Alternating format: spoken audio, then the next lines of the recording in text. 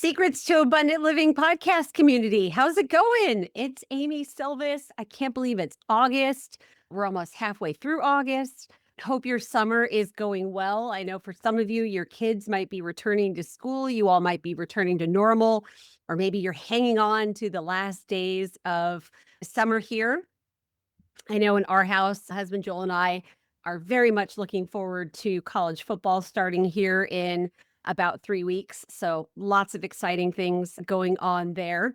But hey, I wanted to share a presentation with you all that I did back in 2022, so almost 4 years ago. I am talking to a lot of you all lately, fans of the podcast, just friends in general, some of my investors in my real estate deals that are really looking to make a change, whether they're trying to make a change in their career, improve their relationships, level up financially. And it really made me think of this presentation that I did for my dear friend Jerome Myers. He used to hold a Red Pill Summit. And I know Red Pill has taken on some political meaning. This is purely in reference to the movie The Matrix. So there's no political anything affiliated with that. But if you watch The Matrix, then you understand the concept of the red pill. But anyway, I did this presentation with the goal of helping attendees understand personal transformation. Again, it extends their professional life, financial life, relationships, whatever you're looking to do. Obviously, I think a lot of you all know my story with cystic fibrosis, being born and diagnosed with a fatal genetic illness, diagnosed at around 6 months of age, supposed to live to be around 8 or 9 years old, beating the odds through the grace of God for many decades, then medically retiring because I got so sick, and then receiving a miracle drug. And instead of going back to my job, obviously nothing wrong with it, I decided to try my hand at fulfilling a few dreams to see what I was actually capable of, not just for my own benefit, but to positively impact others. So anyway, this was a presentation I'm excited to share with you all. This is a presentation, that was a presentation I'm excited to share with you all. Obviously, keep in context, this is December of 2022, so almost 4 years ago, but I received great feedback on it. Folks told me they found it really helpful. So I'm going to share it with you all now. As we get into it, would love your feedback. If you all don't know, if you don't spend the time and the money producing a podcast, it's tremendously fulfilling. It is a lot of work. And the best thing you can do to help us is to go on Apple Podcasts and write an actual review. It would be so helpful. That tells Apple that, hey, people are getting value from this podcast and we're going to recommend it to other people. Obviously, we don't do the podcast just to talk to ourselves, and we love the feedback that we get from you all. So, two quick other things. Number one, if you're going to be on campus this fall at any USC games, then let's make sure to connect. Would love to see you all in person. The last thing is there is a visual component to this podcast, to the presentation. So, if you want to watch it on YouTube, the Secrets to Abundant Living podcast YouTube is also available to you all. We'll put that in the show notes so you can watch the visual as well if you'd like. All right, get ready for a transformation. Looking forward to talking to you all soon. Hey everyone, this is Amy Sylvis with Sylvis Capital. I'm so delighted to be with you all today. And Jerome, thank you so much for having me here at the Red Pill Conference. I really appreciate it. And I'm delighted to be with you all today and to serve you. For the next segment, we're going to talk about something called Be, Do, Have, and how this structure can help you in your transformation, get to your goals, and how this can serve you. So let's get started. I'd like to first start off with a story. So I'm going to stop sharing my screen so we can talk with each other. In this story, I'd really love for you to follow along and pretend that this is you. So indulge me here. Imagine that you are a 35-year-old living in Los Angeles in an apartment by yourself. You're kind of doing your evening activities. It's around dinner time. And suddenly you feel this kind of warm, almost slippery sensation in your right middle area where your lungs are. It's a startling feeling. It catches you off guard. Nothing really preceded it. And you feel this really sudden, powerful urge to cough and cough hard. And you think you feel something in your mouth. It's graphic, but go with me. But you don't get to contemplate it that long because you cough again, even harder. And suddenly your mouth feels like it's not filled with what it normally feels like, food or spit or liquid. Out of curiosity, you run to get a paper towel, you spit into it, and it's bright red blood. A lot of it, like the size of your palm, a lot of it. So your heart starts to race. Adrenaline, cortisol, all flood your body. Your fight or flight response kicks in, and you're not sure exactly what to do next. But your instinct is, especially since you're alone, to call 911. You feel a bit short of breath. You're unsure if it's because you're anxious or if you truly are having trouble breathing. And even just describing your situation to the 911 operator is terrifying. It feels surreal because you still got that paper towel in your hand with that bright red blood showing what just came out of your body. It feels like an eternity before the ambulance comes to your apartment to help you. While you're waiting, you're just sitting at your front porch, hoping and praying that the blood will stop, but it doesn't.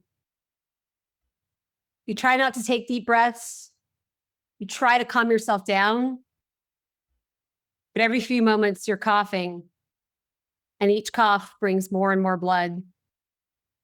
And you keep all the paper towels with you because you want to be able to show the paramedics, the doctors, how much you've coughed up.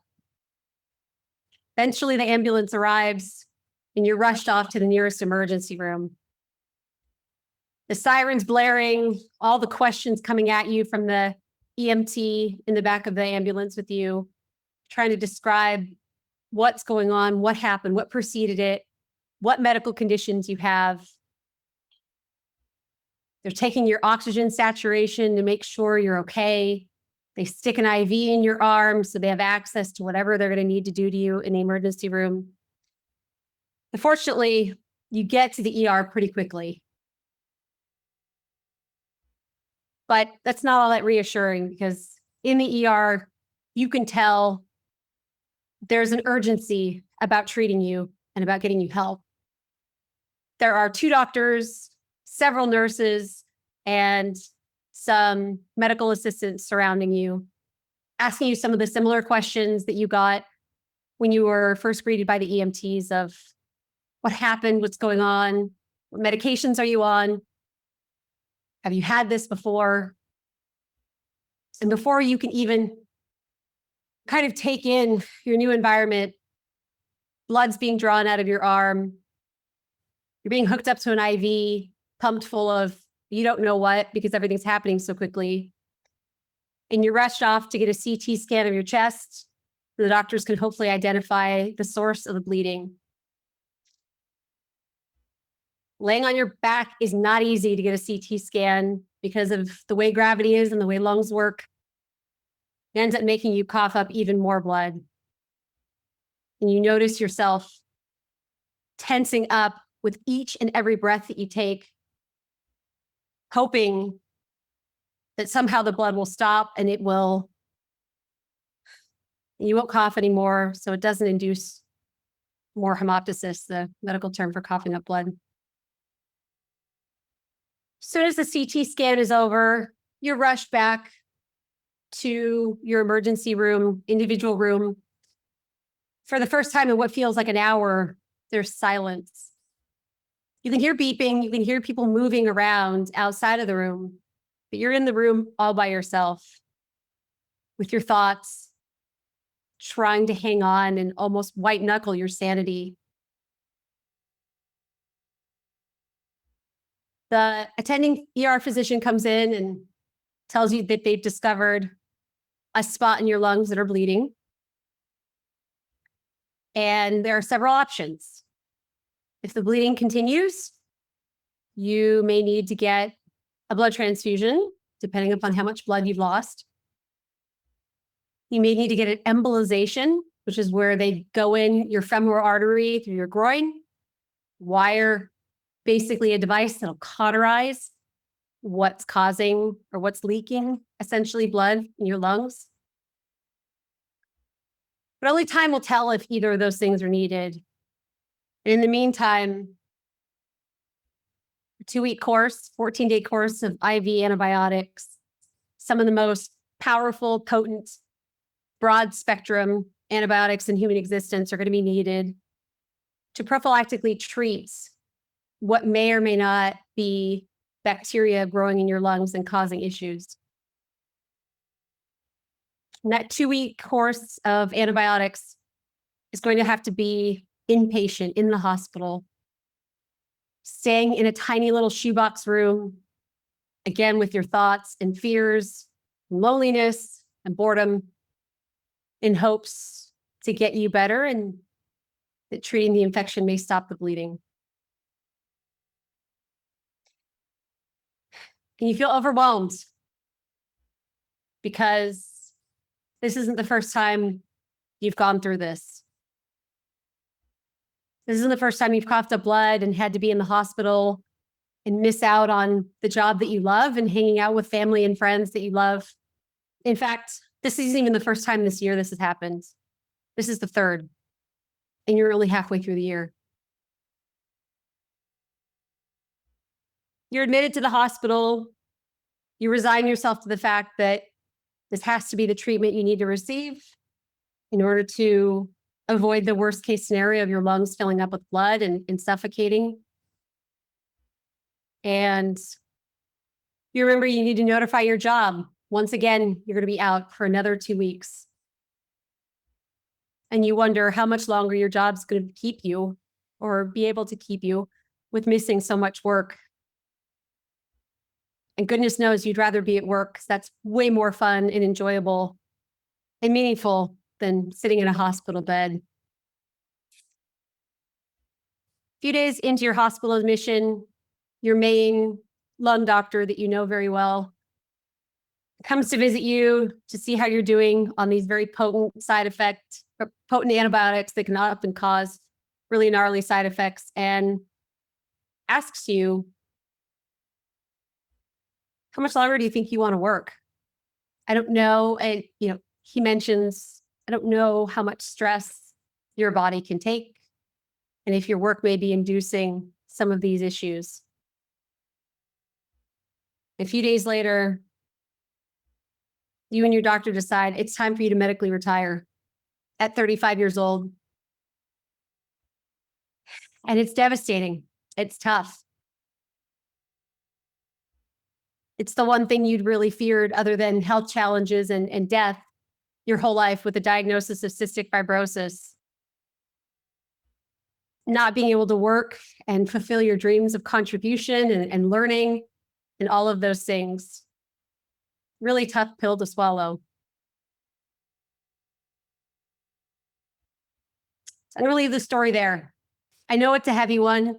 I promise this is going to be an uplifting and helpful talk. So hang in there with me. I appreciate you hanging in there so far. Maybe parts of this story resonate with you, even though maybe you haven't had cystic fibrosis, which is a genetic illness where I was only supposed to live to be 9 years old. I'm 41. See the gray hair. Yeah. But maybe you've been at a point in your life where you felt out of control, where the unexpected happened to you. Maybe you lost your job. Maybe your business suddenly hit a downturn and you had to leave the business or shut the business. I really want to talk to people that are looking to have a transformation, that are looking to take maybe with something that life has dealt them that they didn't ask for, they didn't earn. I want to talk to all of you all who have been through something like that and share a little bit more about my story, my transformation, coupled with this framework to give you some encouragement and a path forward that can inspire you. So I'm going to share a few slides. Are y'all with me? I hope you all are still with me. I promise this gets good. I promise. I know it's heavy, but we're gonna get through this. All right. So that's me. That's me at 6 months old when I was diagnosed with cystic fibrosis. Again, it's a lung condition where lungs gradually deteriorate over time. You heard a little bit about what it was like to struggle with that illness. My CF community was very cool. We were wearing masks long before COVID. This was one visit I had wearing an N95 at a clinic visit, approximately around the time that I was telling you about. And before we move on, yes, I did medically retire from working in biotech, which at the time was my dream job that I loved. I got so much fulfillment out of. I medically retired at age 35 in January 2017, so almost 6 years ago. And this picture was taken a year and a half ago. That's husband Joel. And that's a property we purchased in Clarksville, Tennessee with our investors. I am a multifamily operator, syndicator, and I connect folks that are looking to place capital with amazing deals where they can not only earn great returns, but have a positive impact on residents and communities. I also teach people how to utilize social media to raise capital. So how in the world did I get from medical retirement 6 years ago to owning over 600 apartment units, several tens of thousands of square feet of industrial commercial real estate? What? What did I do? I'm sure you all have heard the mantra, and if you haven't, this concept of be, do, and have. And if you're anything like me, it's counterintuitive, maybe to some of you, it definitely was to me, about how to achieve something in life.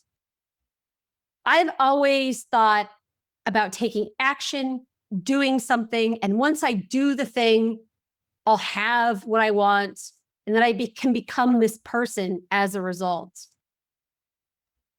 So again, I'd like to really turn that on its head if you'll take this journey with me, because I think it'll be very helpful to you. Let's step away from this concept of the more you do, the more you can have, and then the happier you'll be. And let's start off with being the person that does the things and then has the things first. So what do I mean by all that? And how does that work? So step one, be. It's a small word, but it means so much. And quite frankly, it took me a while to really encapsulate this. I'm going to take you back to when I was finally medically retired. I was out of the hospital and I was trying to figure out what I was going to do with this unknown period of time. The whole day was open, aside from all of the medical care I had to do at home, the breathing treatments, the pills, the exercise, controlling my CF-related diabetes, all of these things. I wasn't fit to work. My body couldn't handle it. What was my vision? Was I going to just succumb to the genetic lottery that I clearly lost?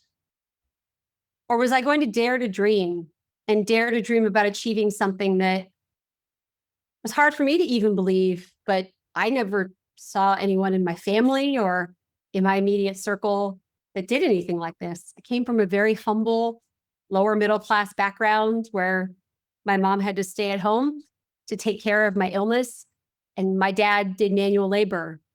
In fact, at 68 years old, he still does manual labor. I made the decision just because I figured, what do I have to lose? I'm already at what really felt like rock bottom, where my body was betraying me. My goals were taken away from me in terms of career. I could barely make plans with anybody because I had no idea what the following day or the day after would bring me. But I decided to follow these steps. Hey, what's the worst that could happen? So let's go along this journey. Let's talk about step one of being. Setting the outcome in your mind first. Before taking action, before saying that you want to have something, let's work on our mind. Let's work on our mindset. What results do you desire? So for me, I wanted to be in the real estate game. It's a whole other talk as to why, but I only have a limited amount of time. So we're going to just stay there. That's what I desire. And I'd love to ask you, what is it that you desire? And secondly, who do you have to be? What type of person do you need to embody?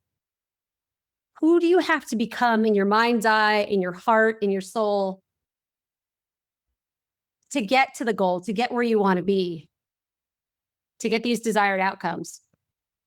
So I spent a lot of time because it was hard for me to focus. I had to spend a lot of time doing home care or medical care at home. But I did have time to really envision in my mind's eye, what would it be like for me to be a real estate investor? Amy Sylvis, a real estate investor with cystic fibrosis from a lower middle class background. What would that be like? What would I have to believe about myself? What identity would I have to inhabit? How would I walk differently? How would I think differently? How would I talk to people differently? That kind of goes a little bit into the do, but I tried to spend as much of my day just visualizing, and it's hard. I'm not a very creative person. I'm pretty concrete. But so many of our goals, I would argue, really start with in our mind and creating the world we want in our mind first and visualizing, and then bringing kind of birthing, if you will, that out into the world. So a daily habit of visualizing and reminding myself of the results that I desire and who I want to be. And then, of course, the doing. I'm not going to lie, this is my favorite part. I'm a doer, I'm an action taker. I like all this stuff. But to me, I've learned the hard way that doing the things without having that foundational groundwork of knowing where I'm going, of believing who I can become, the doing can kind of get distracted and go all over the place. It's not going to be grounded in where I want to go if I don't have my mind taken care of. So once we become who we want to be in our mind, what actions would this person take? There's me at 35 years old in 2017, medically retired, but I decided that my identity was going to be transformed to be a real estate investor. I am Amy Sylvis, a real estate investor in my pajamas, in my one-bedroom apartment in Los Angeles back then. So as that identity, what actions would Amy, the real estate investor, take every day? What habits, what choices on a day in and day out basis would I need to do? Now, granted, because of my health, and maybe some of you all will identify this as you're thinking through, how you might start on this journey, how you might start your transformational process, hey, I don't have a lot of time, or I don't even know where to begin, or maybe my resources are thin, so I don't have a lot there. I hear you. Some days I could only read one page in a real estate book because I'd been up all night coughing, or my blood sugar had been so out of whack, I couldn't even focus, or I was on crazy prednisone.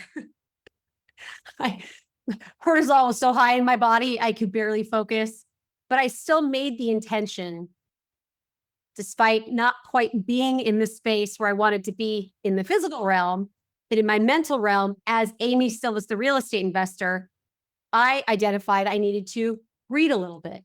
I needed to make sure I educated myself.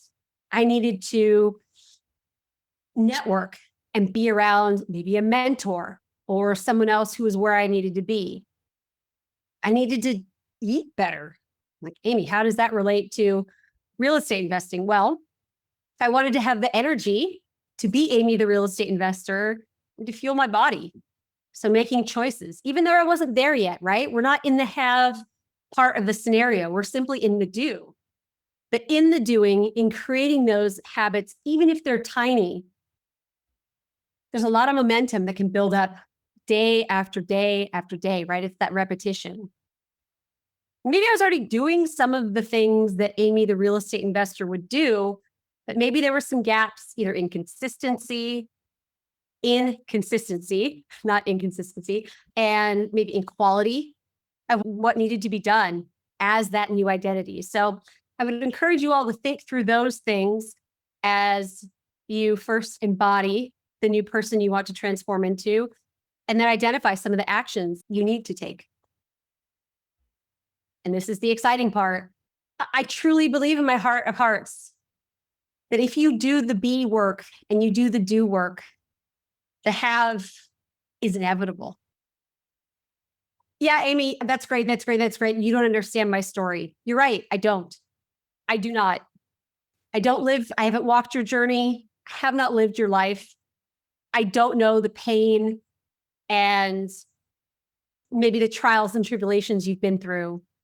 So maybe a statement like this is kind of bold, but I truly believe if this is something that I can do, others can as well. And this is the cool part of the story, I think. Well, one of the cool parts. 3 years into being on disability, a life-changing medication came to the market for cystic fibrosis. Now, granted, that wasn't something I did, right? I didn't create that. I waited 38 years, 38 long years for the drug to come. And I still have CF, to be clear. I still have to take care of myself. I still have, battles on that front, but it's a lot more manageable. I'm a lot more healthy. You probably didn't even hear me cough once. 3 years ago, that would have never been possible in 2019 when I finally got on this drug. But I'll tell you this, although I didn't make that medication happen, the transformation that I had in my head and in my mind's eye and in my heart and in my soul, the being, the step one, and then the doing, the step two, even on the days where I felt like I hardly did anything. 3 years into this process, I suddenly had pretty much removed the challenge that had kept me away from being Amy, the real estate investor. I had laid this massive groundwork of 365 days a year for 3 years of the being and the visualizing and the doing that I was ready to go. I was ready to have. And my story continues on, right? It's not like I don't have, trials and tribulations of my own or speed bumps, but I just really want to encourage you by telling you this story. And hopefully you've been able to find bits and pieces that may resonate with you, where you can feel like perhaps there's some inspiration there in the waiting as you're looking to have the have, and ideally starting off with your being and doing. So hopefully you're still hanging in there with me. That's husband Joel and I doing one of our favorite activities. We are big USC football fans. I will not be in Vegas at the Pac-12 championship game on Friday, but he will be. And that's downtown Los Angeles in the background at the LA Memorial Coliseum. But given all this information, I really want to challenge you. Not a big challenge, but a challenge. I'm going to see who's willing to do this with me over the next 3 days, because I've got more goals. I have more having that I'd like to have. So I'm going to do this along with you all. I'm going to start Friday, so the day after, or tomorrow, and do this Saturday and Sunday as well. Let's take these next 3 steps. Let's do each 3 of these for the next 3 days. Let's envision who we want to be. Write it down, make a vision board, visualize it, and let's do that every day for the next 3 days. Let's visualize that next version of ourselves and that transformation. And let's believe it. I know it can be hard. This is the hardest part for me, I'll tell you. I'm not creative. I've had enough medical trauma in my life where it's really hard for me to envision things going well. I'm just being real here. Maybe you relate to me. But let's really believe it, not faking it, but let's really understand that amazing things in life can and do happen. And why not us? Why not us? So let's practice that believing as well. And then each of the 3 days, let's take one action that this future person, or this person we're being right now, that we want to start today and then also continue to the future. One action step would this person take? So let's do this together. I hope you'll do it with me, regardless of your goal. It doesn't even have to be business related. It could be with your family. It could be with your personal health. It could be with volunteering and contribution. Let's take these steps together. I think that would be really special. I want to thank you all so much for listening to my story. I hope I said a prayer to God before this that my words and my story might encourage somebody today and give some inspiration. I'm happy to do whatever I can to talk with you or add value. The best way to get a hold of me is investwithamy.com. You can learn a little bit more about me there. And I'm just so grateful for where I am today. My life isn't perfect. No one's life is, but my gosh, it's been a heck of a journey. And I know I can see that you all are on an incredible journey as well. And I'm excited to cheer you all on. Thank you so much. I'll talk to you all soon. Thank you for joining us on another episode of the Secrets to Abundant Living podcast. We hope you found inspiration and valuable insights that will empower you on your journey towards abundance. If you enjoyed today's episode, don't forget to subscribe, rate, and leave a review. Your feedback means the world to us, and it helps others discover the secrets to an abundant life too. Stay connected with us on LinkedIn, Amy Sylvis. Keep striving for your goals, nurturing your relationships, and embracing the adventure that is life. Until next time, we wish you an abundantly fulfilling day.